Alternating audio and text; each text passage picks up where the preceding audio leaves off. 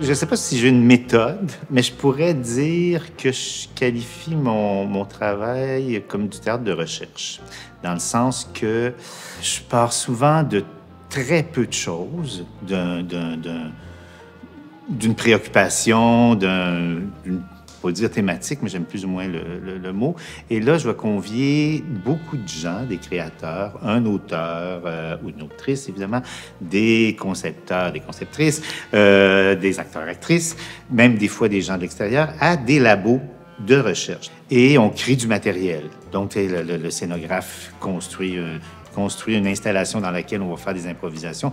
Moi, je vais beaucoup encadrer, on va faire des jeux. Et donc, on sort plein de matériel, librement, instinctivement. Et ensuite, je vais aller cueillir tout ce matériel-là. Lentement, on va trouver une dynamique, on va trouver une dynamique spatiale, je veux dire, on va trouver un style de théâtre qu'on a le goût d'aller fouiller.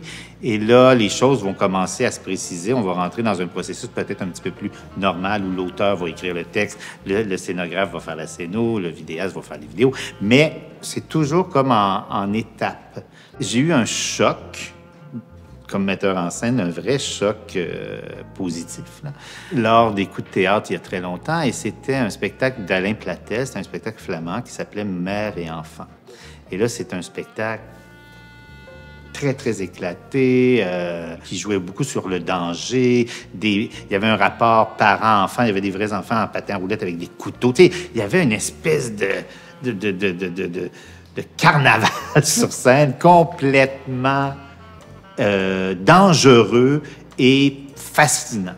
À Montréal, on s'est tous dit, comment ça se fait qu'ils peuvent aller jusque-là? Tu sais, nous autres, on se disait, les écoles ne voudront jamais. Mais ça m'a quand même ouvert, en plus de l'audace d'aller, c'est le théâtre qui doit aller en avant, attendons pas que les écoles disent oui.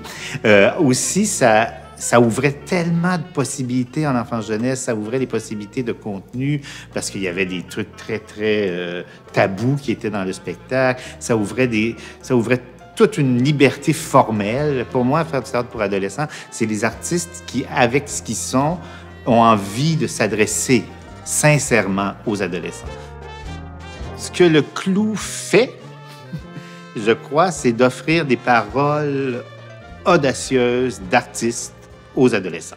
D'après moi, le théâtre est adolescent. S'il fallait rendre le théâtre humain, ce serait un adolescent.